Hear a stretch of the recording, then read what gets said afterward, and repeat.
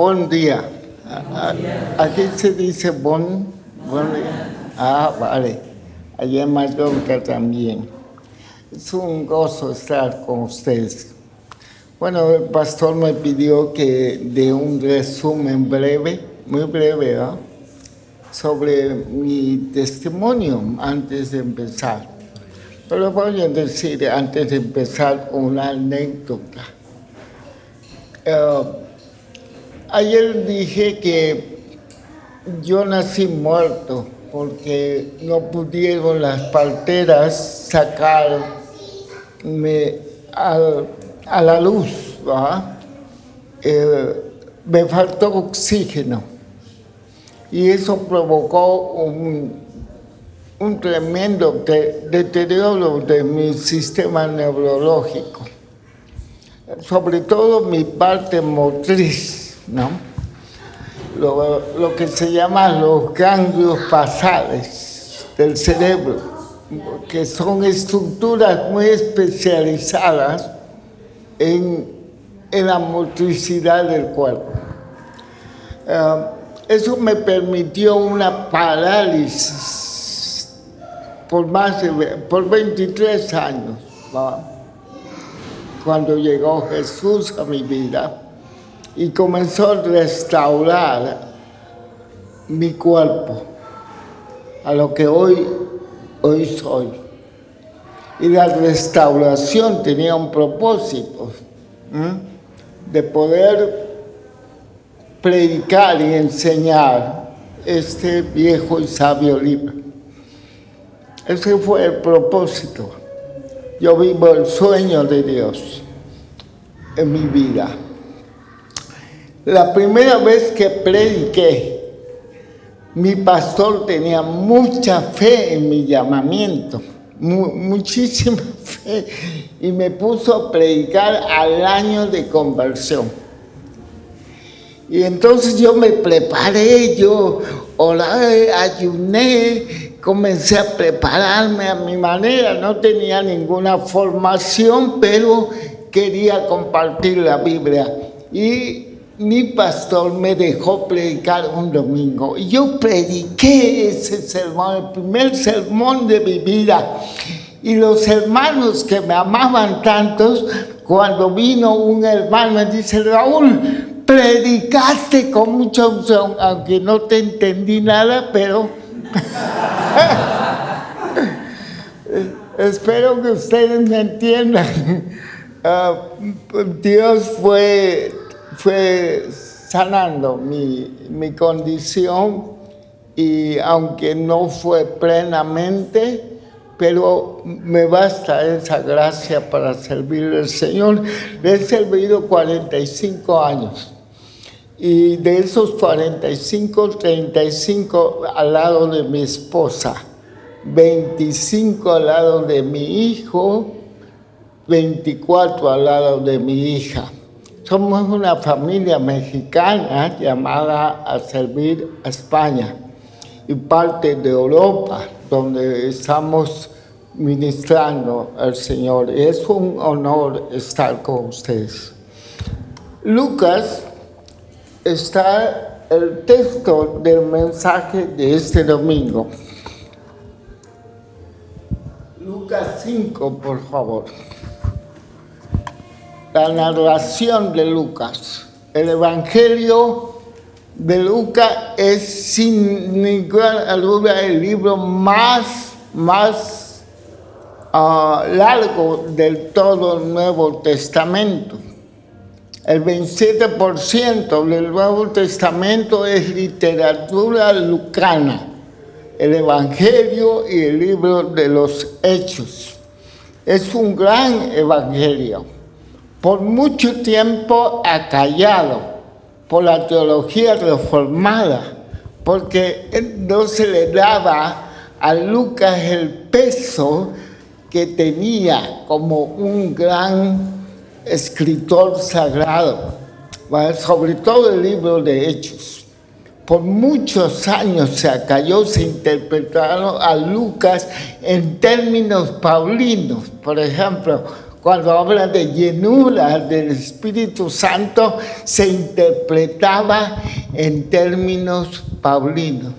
Pero en los últimos 25, 30 años, el estudio de la literatura lucana nos ha mostrado el valor y estratégico para la misión del Evangelio de Lucas.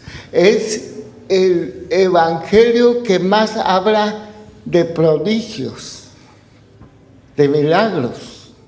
Y entonces aquí tenemos 5. Acompáñame, quizás yo tengo una versión diferente. Aconteció que muerta la multitud se agolpaba sobre él para oír la palabra de Dios. Acuo logo, para oír el logo de Dios. Estando Jesús juntos al lago de Genesaret, vio 2 barcas que estaban en la orilla del lago, pero los pescadores habían bajado de ellas y lavaban las redes. Era en la mañana, era muy temprano este evento. Subiendo a una de las barcas, que era de Simón, pidió que se separara un poco de la tierra y sentándose, enseñaba a la multitud desde la barca. Al terminar de hablar, dijo a Simón: sal a la parte más profunda y echa sus redes para pescar. En Reina Valera lo traduce: boga mar adentro. Digan todo: boga mar adentro. Esa es la orden específica para Simón. Simón le contestó: maestro, hemos estado trabajando toda la noche y no hemos pescado nada. Pero porque tú lo pides, echaré la red. Cuando lo hicieron, encerraron una gran cantidad de peces, de modo que sus redes se rompían. Entonces hicieron señas a sus compañeros que estaban en otra barca para que viniese a ayudarlos. Y vinieron y llenaron ambas barcas de tal manera que se hundía por el peso de la pesca. Al ver esto, Simón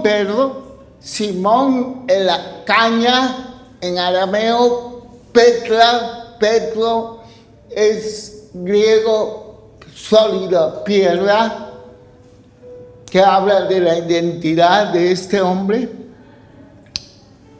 cayó a los pies de Jesús diciendo: apártate de mí, Señor, porque soy hombre pecador. Porque el asombro le había apoderado a él. Y de todos sus compañeros por la gran pesca que habían hecho. Lo mismo le sucedió también a Jacob, a Juan, hijo de Zebedeo, que eran socios de Simón. Y Jesús le dijo a Simón: no temas, desde ahora serás pescadores de hombres. Padre, gracias por esta tremenda narración. Danos iluminación en el texto bíblico. Danos revelación en el conocimiento de tu palabra. Porque esto es lo único que nos transforma. Y ayúdame nuevamente, asísteme para poder articular palabras de tal modo que sea claro para mis hermanos tu mensaje, tu llamamiento para este lugar, en Cristo Jesús. Amén, amén.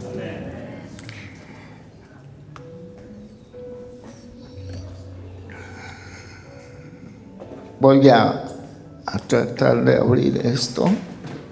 Disculpen la torpeza, pero Dios es así. Dios llama a los que no son para que sean. Amén. Llamó a un tartamudo como Moisés para ser libertador, para ser profeta. Pues yo no era para esto, pero Dios me puso en este camino. Hablemos de lo sobrenatural. Este domingo hablemos en esta expresión del cuerpo de Cristo de lo sobrenatural. ¿Qué le parece? Checa para ustedes. Checa. ¿Qué entendemos por sobrenatural? ¿Qué se entiende? La palabra sobrenatural designa aquello que supera los límites de la naturaleza. La naturaleza está, las leyes naturales están, pero cuando hay una intervención sobrenatural, eso se potencializa, eso se supera. No hay límite. La ciencia para mí me descartó. A los 8 años de vida, mi mamá fue a un gran hospital en la Ciudad de México.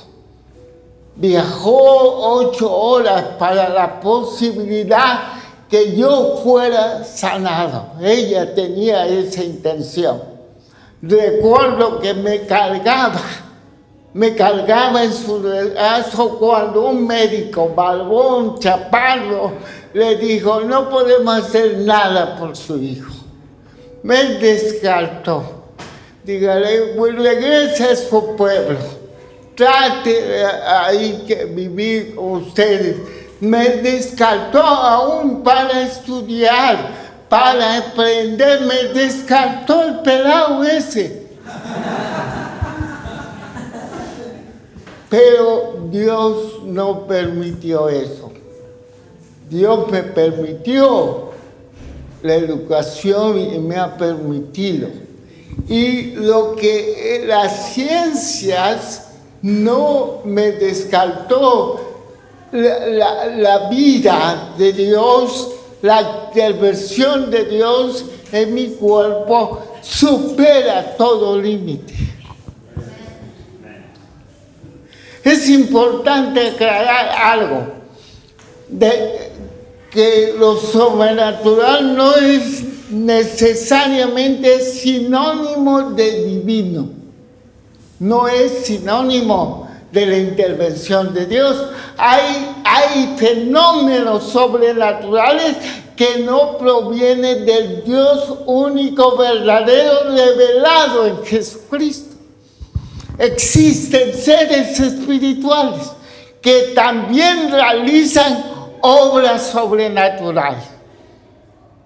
Obras sobrenaturales. Yo me eduqué en un pueblo de México, donde la cultura olmeca, la cultura más antigua de Mesopotamia, dio toda una estructura de vida sobrenatural.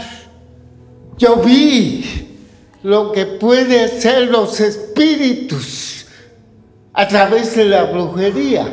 Pude ver las intervenciones sobrenaturales. Pude ver la multitud de mis familiares que buscaban poder, buscaban amores, buscaban prosperidad, usando los espíritus, manipulando los espíritus, porque la brujería es una manipulación espiritual y hay obras sobrenaturales. Por lo tanto, No todo lo sobrenatural proviene de Dios. Y eso hay que aclarar. Porque ustedes viven en una ciudad donde hay profundo movimiento demoníaco y espiritual. La gente va por sanidad, va por él o va por la chica que le gustó o el chico que le gustó.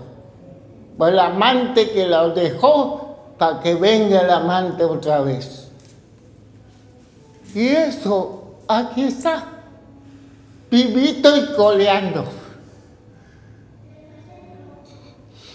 Por ello, cuando hablamos de una verdadera obra de Dios, no nos referimos a la intervención de lo divino.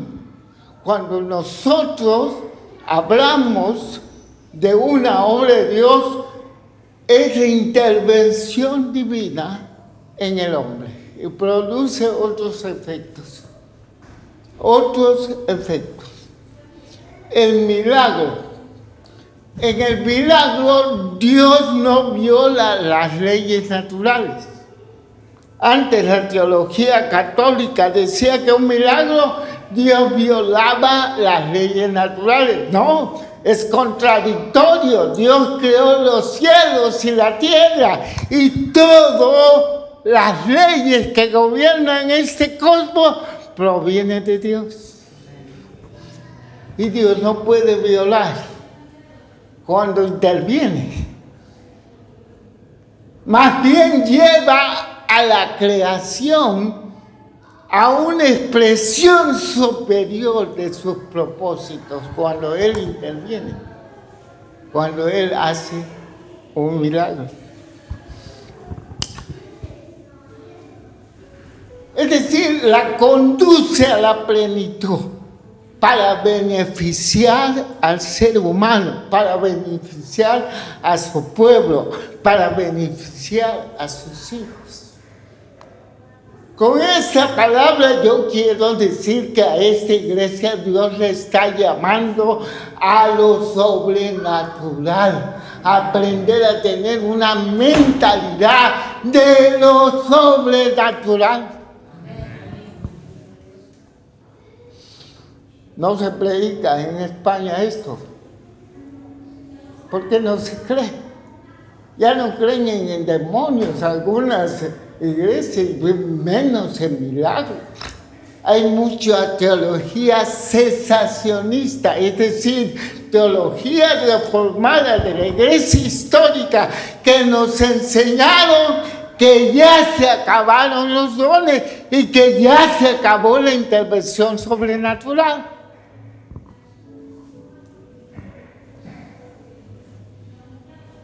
Si esos teólogos vinieran a mí y me dijeran, ¿cómo y quién te sanó? Yo le diría como el ciego, yo no sé quién, yo no sé cómo, pero yo era chueco y ya son medio enderezados. Ahí se acaba toda teología. La naturaleza se pone al servicio de los propósitos más amplios dentro del plan de Dios cuando hay milagros. Los milagros en el Evangelio, vamos a ver. En los Evangelios, estas intervenciones reciben el nombre de hechos poderosos, así se nombra. Hechos poderosos. No existe en el griego ni en el hebreo milagros. Eso es una palabra teológica que resumen toda la intervención poderosa de Dios, pero escrituralmente son hechos poderosos. Dinamis en griego, semeion. El Evangelio de Juan está estructurado en 7 señales, semeion, señales, prodigio, para llevar al hombre a algo más profundo, a Dios. Jesús, la teología cristiana ha denominado milagros, pero son hechos. El Evangelio es hecho. Pablo dice: yo he venido a ustedes con palabras humanas de sabiduría. Yo vine con señales y prodigios para que vuestra fe no sea fundada en palabras, sino en el poder de Dios. ¿Dónde está fundada tu fe? En palabras. Triste tu calavera. No vas a ver nada. Es probablemente religiosidad lo que tienes. La fe se fundamenta en evidencia. Se ve, se siente, Cristo está presente.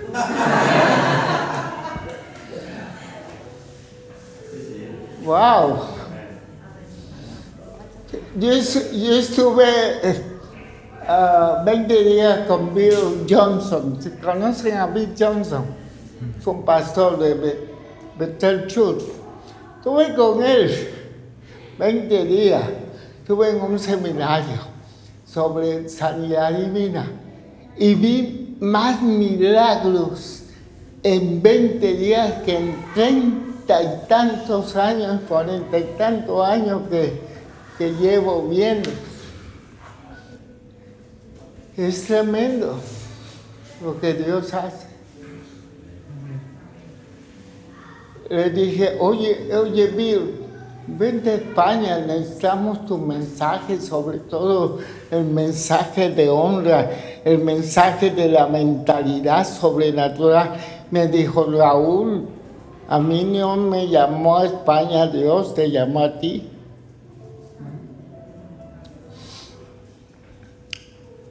¿Cuál es el llamado para ustedes en esa mañana? Y deseo con todo corazón que lo guarden en su corazón, que empiece a trabajar en su mentalidad. La escena descrita en Lucas 5 ofrece un marco extraordinario para comprender el llamado que tenemos como creyentes a vivir y experimentar hechos poderosos de Dios en nuestra propia vida. Es decir, Dios nos llama a que Él intervenga en nuestras vidas sobrenaturalmente. Amén. ¿Le gustaría que Dios interviniera en su realidad? No. Eso es muy guay. Yo vivía en una casa en Mallorca por 11 años, mi hijo, ahí creándose pequeño, 3 y 5 años cuando llegaron de México, y ahí estuvimos hasta que el Señor, cuando fui a Los Ángeles a ver a mi mejor amigo de la infancia, al que me defendía de los bullying, se peleaban con todos los niños para defenderme. Él es un gran cristiano y un gran profeta. Nos pusimos a orar, teníamos 15 años de no verlo, y entonces nos pusimos a orar en su sala y comenzó a ministrarme. Me dice: el Señor ya te va a dar una casa en Mallorca. Yo dije por dentro: este no sabe dónde vivo. Una casa en Mallorca. ¿Sabe la pasta que es? ¿Sabe la pasta que es? Y digo: bueno, yo la recibo. Entonces me dice: ¿te da vergüenza invitar a tus amigos al lugar donde vives? Es muy pequeño. Y le has orado a Dios que amplíe tu casa. pero Dios te va a dar más allá de lo que tú pides, porque tú pides que amplíe un poco más, pero te va a dar una casa. Y yo dije, no, este pelado no sabe dónde vivo. Y bueno, lo recibí y me vine mañana. Y de repente me llaman en México y me dicen, señor de la voz, puede ya jubilarse, porque yo soy biólogo. Yo trabajé en la ciencia por mucho tiempo. Y me quería tanto mi jefe que siempre me esperó. Él me dijo, tú estás loco, pero yo te espero. Y siguió cotizando a mí. Oh, yo no lo sabía. Y entonces fui a México y dice, ¿cuánto es? Bueno, usted tiene un ahorro de los trabajadores. ¿Cuánto es? Tal. Dice, pero usted no usó su crédito hipotecario. Yo no, pues no lo sabía. Y dice, pues es suyo. Mira, ¿cuánto es? Tal la suma. Yo en ese momento agarré mi móvil y le dije, hija, a Zoe, mi hija, búscame una casa en Mallorca de 400,000 euros.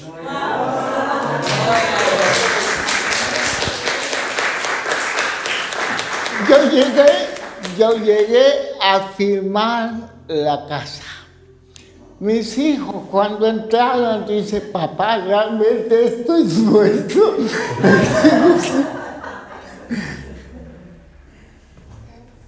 Prodigio, intervención divina, sobrenatural, imposible para mí, imposible para ti. Pero eso es lo que Dios está llamando hoy a ustedes.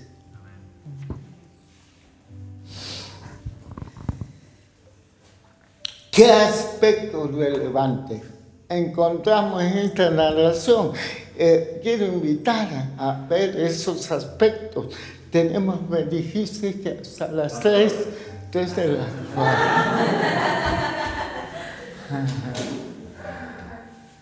El primer aspecto relevante de esta narración, si me sigue, es el contexto del esfuerzo humano sin resultados. Aquí todos se van a identificar, si no son unos mentirosos.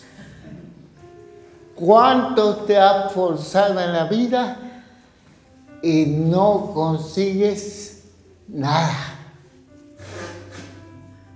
Aquí tenemos a unos hombres.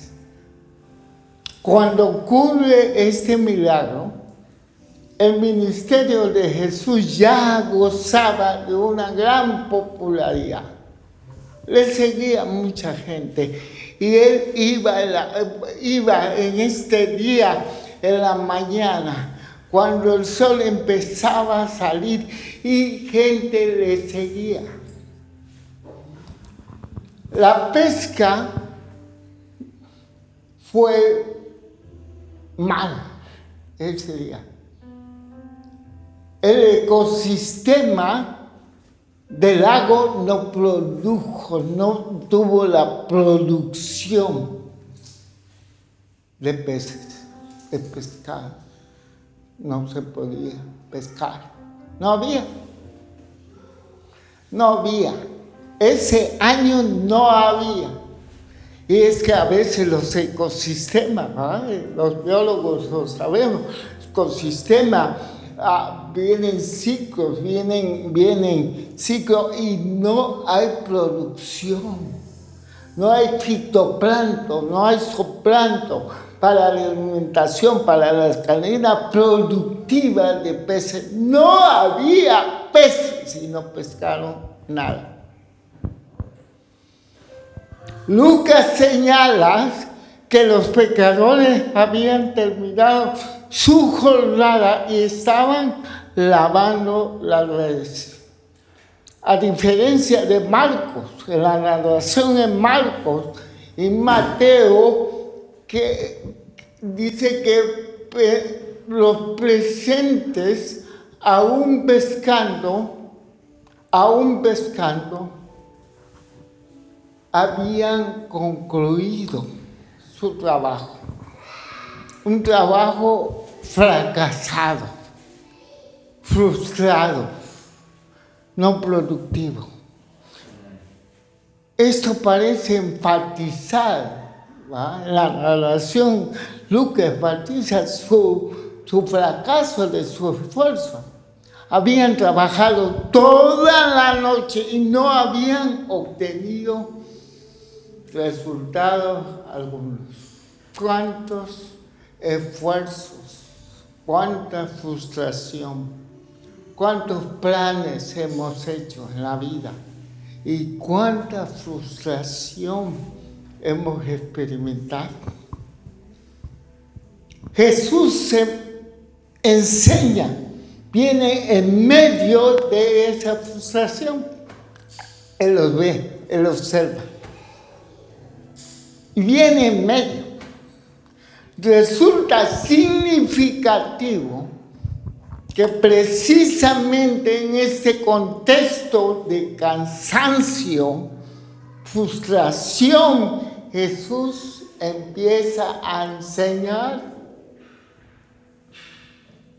Dice el texto, y sentándose, enseñaba desde la barca. Ese es un código social. Los judíos, los rabinos se sientan para enseñar.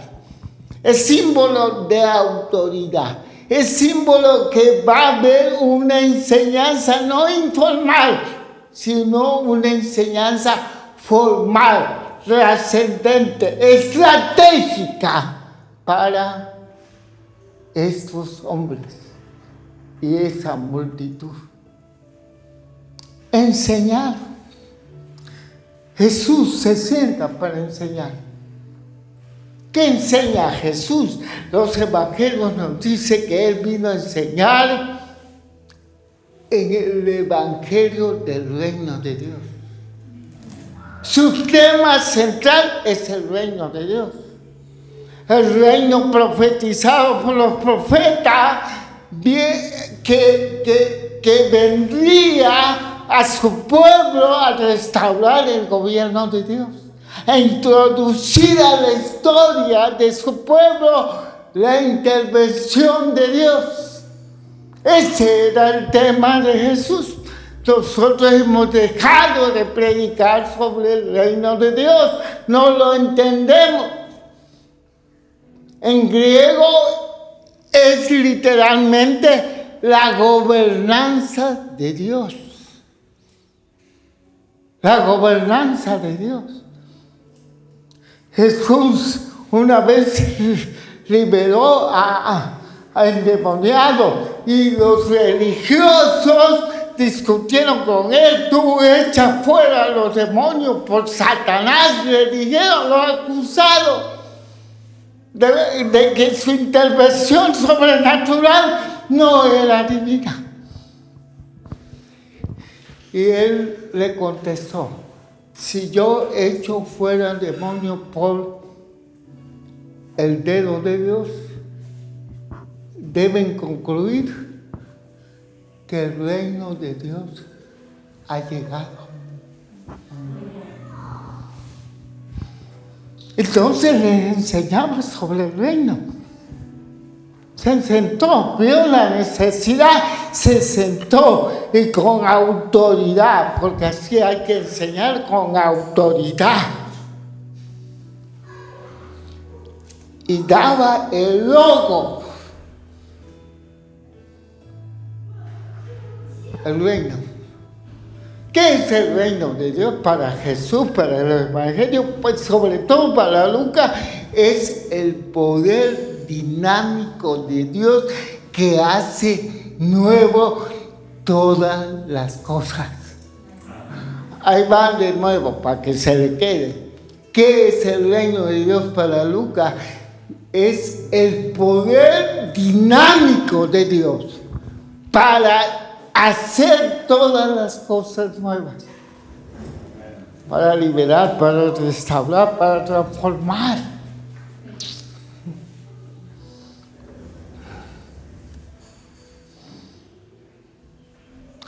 Entonces,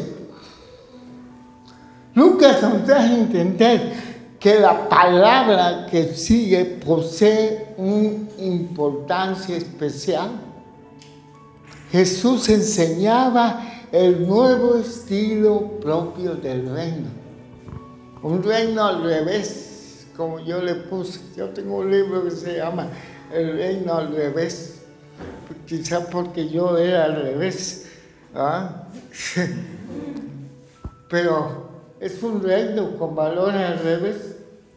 Los primeros, los últimos serán los primeros. Es al revés. Los pobres de espíritu es el reino de Dios. Es al revés. Los que lloran recibirán consolación. Es al revés el valor. A los valores humanos sin Dios. Todo es al revés en el reino. Es diferente. Jesús enseñaba este estilo de vida. Los milagros y señales forman parte de esta realidad. Es decir, el Evangelio no es solamente un acto hablado. ¿Me entienden? Hay evidencia de este reino. Hay evidencia. Los milagros entonces nace, hermano, del encuentro de la necesidad humana. En cada necesidad nuestra de los hijos de Dios es una oportunidad que papá intervenga. Chido, ¿no? No, guay, ¿no? Cada necesidad tuya es una oportunidad de Dios, si puedes creer, para que Él intervenga en tu vida y te sorprenderá.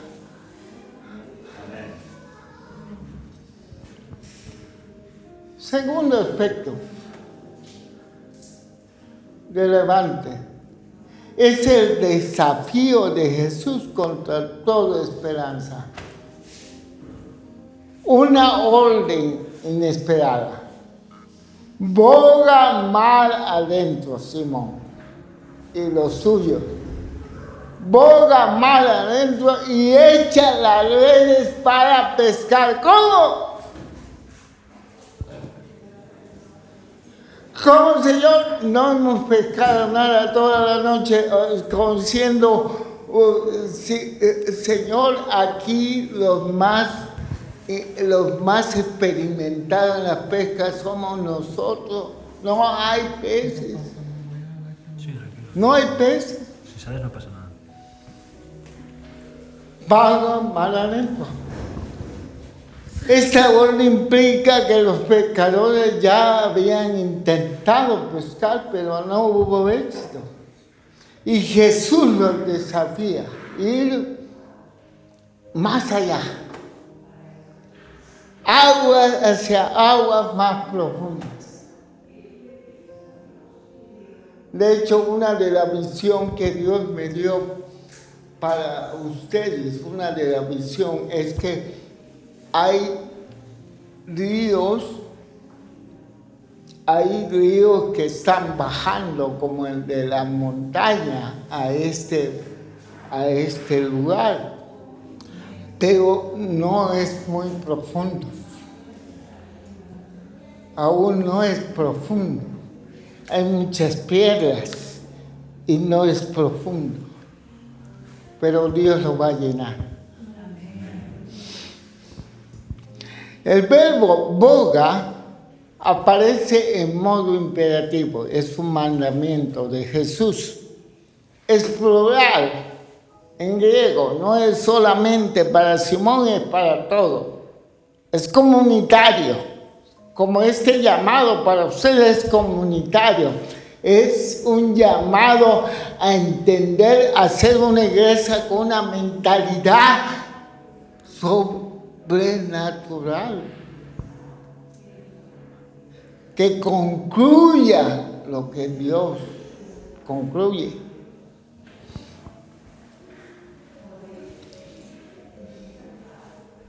Es un llamado comunitario, no únicamente para individuos. Los milagros tienen una dimensión comunitaria. Una de las características notables de los milagros de Jesús es que ocurre en beneficio de los demás. Jesús nunca usó su poder para beneficiarse él. Siempre usa su poder para beneficiar a su pueblo. Los milagros son expresión del amor de Dios hacia las personas necesitadas. La fe abre espacio en mi vida. La fe comunitaria abre espacio en la iglesia para la intervención de Dios. Por eso el Dios quiere levantar comunidades de fe en España donde se derrota la incredulidad. Porque cuando hay incredulidad, cuando la mayoría de los congregantes son incrédulos, no hay milagros. Recuerda, Jesús no pudo hacer milagros.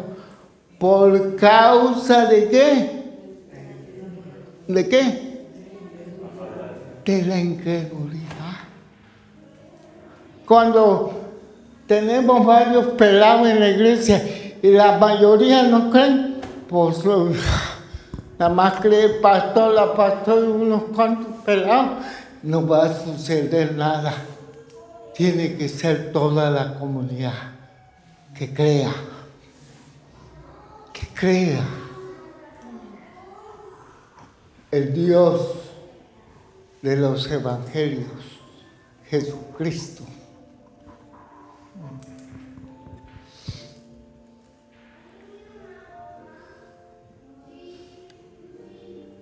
Mi fe, tu fe, abre el espacio.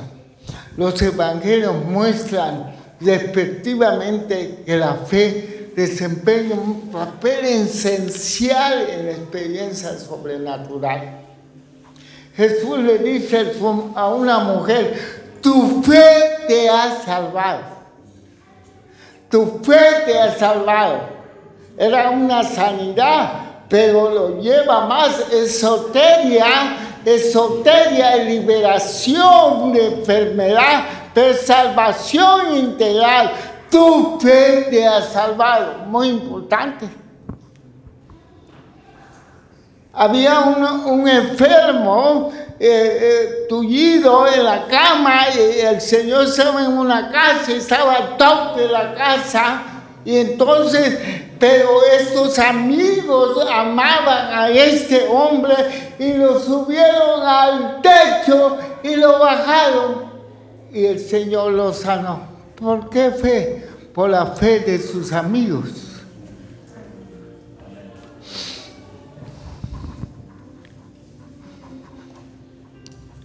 Un ambiente de incredulidad limita la manifestación del poder de Dios. Lo limita. Mire, Marcos 6, del 5 al 6 dice, y no pudo hacer ningún milagro. Qué triste. Hablando de Jesús. Y no pudo hacer allí ningún milagro, salvo que sanó unos pocos enfermos, poniéndose sobre ellos la mano. Y estaban asombrados de la incredulidad de ellos. Y recorría la aldea alrededor enseñando el reino. Pero no pudo hacer milagros. Algunas sanidades.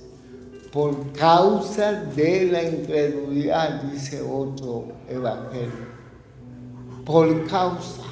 Hay que romper la incredulidad, hay que crear un ambiente. Ustedes tienen unos tremendos adoradores que crean el ambiente de fe. Es maravilloso. Yo les voy a enseñar un principio a este grupo de alabanza que va a traer la gloria del Señor, el peso de Dios. Porque los adoradores guían al pueblo a romper su incredulidad. Como en Johnson, se adora y se sube un tiempo, se ministra al Señor, se ministra. Hay que entender la doctrina de ministrar al Señor en la alabanza.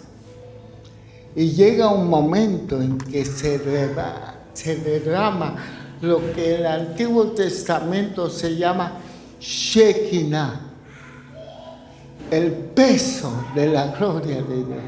Uno no puede estar parado, Y empieza Dios a sanar, a liberar. Es extraordinario, no se pierdan eso. Dios lo quiere hacer en esta ciudad.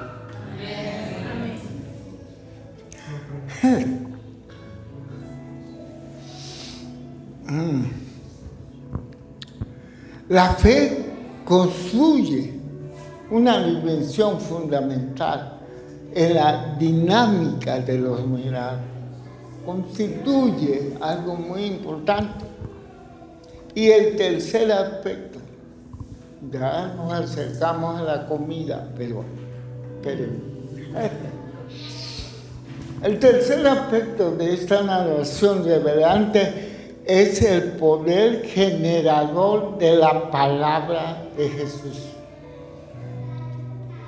Una palabra suficiente que crea una nueva realidad. ¿Qué palabra es esta? ¿Qué nos revela Lucas? Jesús llama a Pedro a volver a intentar. La noche había terminado. Ahora comienza un nuevo amanecer. Era símbolo. La noche ha terminado. Ha fracasado la empresa. Ha fracasado, pero siempre Jesús viene en la luz, en el día. Quizás ya quiere el Señor que tu noche termine.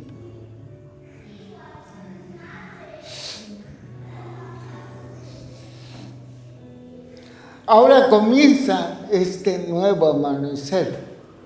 Y la fe produce obediencia. Porque dice, boga mar adentro. Fue exactamente lo que ocurrió. La fe produce confianza. Pedro le dice, Señor, no hemos pescado nada, no hay producción, pero en tu en tu palabra específica, para un momento como este específico, para personas específicas como nosotros, yo obedezco. Logos y rema. La rema de Dios es una palabra creativa cuando la da Jesús, cuando la da Dios, cuando viene y te preña de un rema. Ay, nanita, cambiará tu realidad.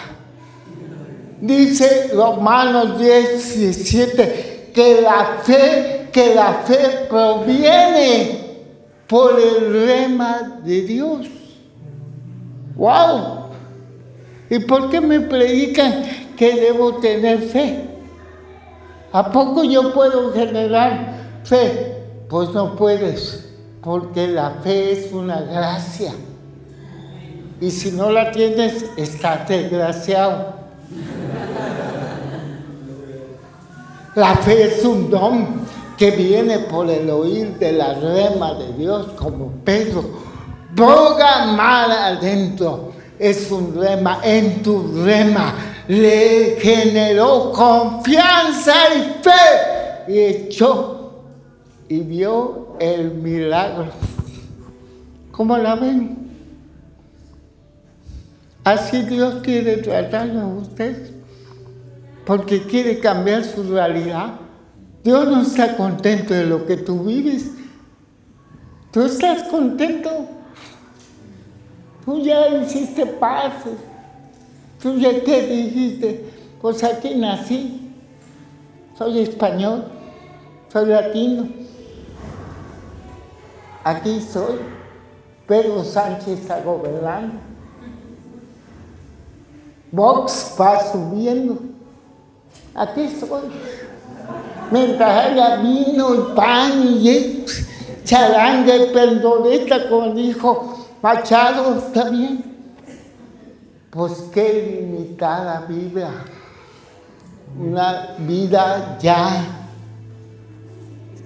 cansada en el fracaso, que no ve nada. Pero vengo a la iglesia, y religioso. La vida en Dios no es esa. La vida en Jesús no es así. La vida de Jesús es ver cómo papá interviene en tu vida.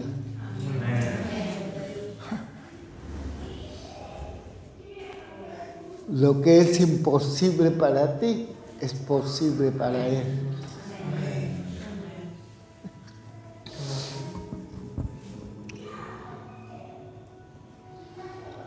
La gracia impulsa la participación humana, sí, es gracia, pero hay que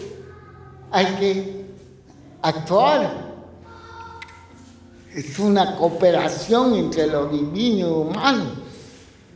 Están cooperando Pedro y ellos. Está en tu palabra, en tu lema. Y obedecen.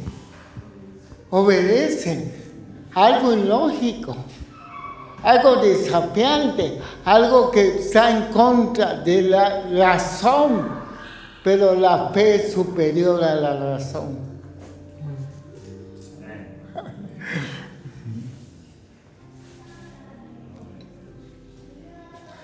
Lo imposible para mí se vuelve posible cuando el lema de Dios se encuentra, porque produce fe en uno. Yo no puedo vivir sin un lema de Dios. Yo voy de lema en lema, mi mujer también.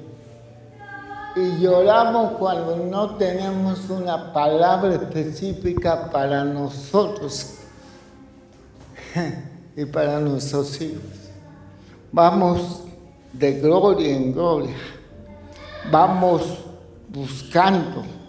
Yo sé que Dios cambia mi realidad, lo que yo no puedo ser. Pero tengo que oír el lema de Dios en mi vida. El cuarto aspecto, y nos vamos. El cuarto aspecto relevante es el llamado, que surgió de ver la intervención de Dios. Dios necesita llamar a ustedes. Necesita levantar mujeres y hombres que pesquen hombres y mujeres y niños y familias en este lugar. Pero primero tienen que experimentar los prodigios. El milagro conduce siempre a la misión. La pesca milagrosa no constituye el fin de la historia. Es el medio en que Jesús utiliza para hacer un llamado. Lucas relata que Pedro cayó de rodillas ante Jesús, lleno de temor y asombro. La abundancia de peces había revelado algo muy profundo. La presencia de Dios estaba delante de ellos y le dio temor, como Isaías cuando entró en la presencia de Dios lloró y decía: apártate de mí, soy hombre muerto, porque yo soy mal hablado, digo muchos tacos. No resistió la presencia de Dios. Así, pero cuando la presencia de Dios se revela nuestra condición terrible, necesitada, y Él dice: apártate de mí, Señor, me quemas, me produce dolor, como Isaías, como Jeremías, apártate de mí. Entonces Jesús le dijo: no lo reprueba. Eso es maravilloso. Jesús no ve lo que eres, sino lo que puede hacer contigo. No temas, desde ahora serás pescador de hombres. ¿Cuánto necesitamos en España los milagros? Porque cuando hay milagros, hay hombres y mujeres llamados a evangelizar, a pescar hombres. El propósito de los milagros en la Escritura, el milagro es aquello que rompe la rutina, lo cotidiano, es lo inhabitual, lo inesperado. Es aquello que despierta el ser humano de su indiferencia a Dios. Es una señal que se dirige la mirada de Dios. Nuestro llamado hoy, hermanos, amados del Señor en Jaltiva,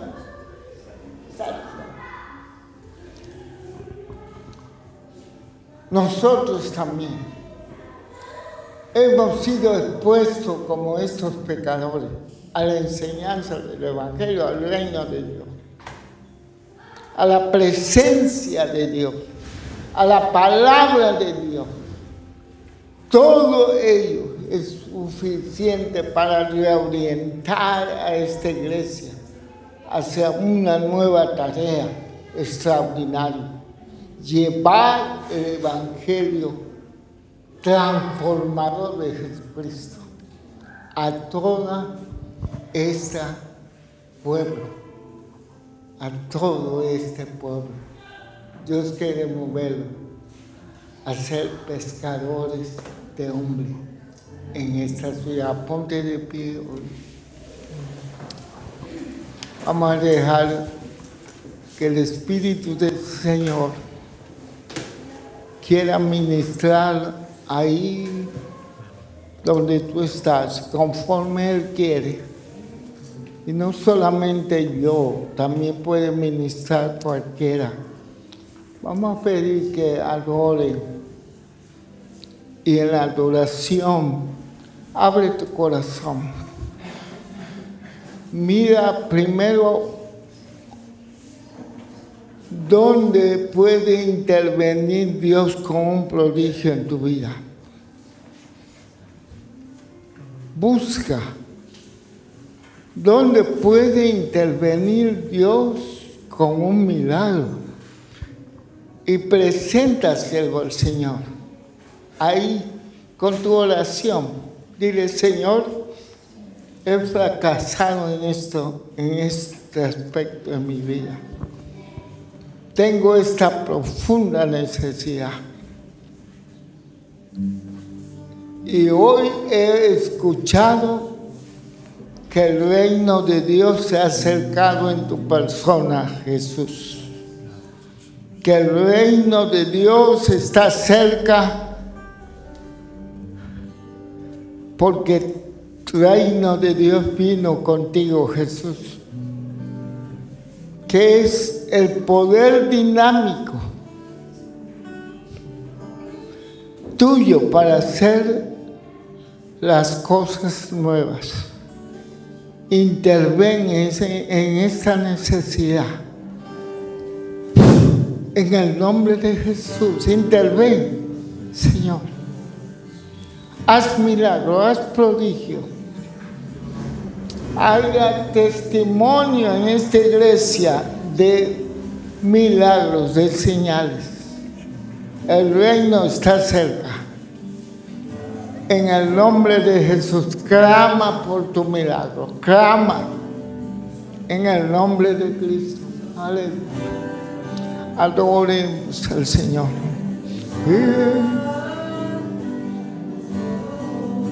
Oh.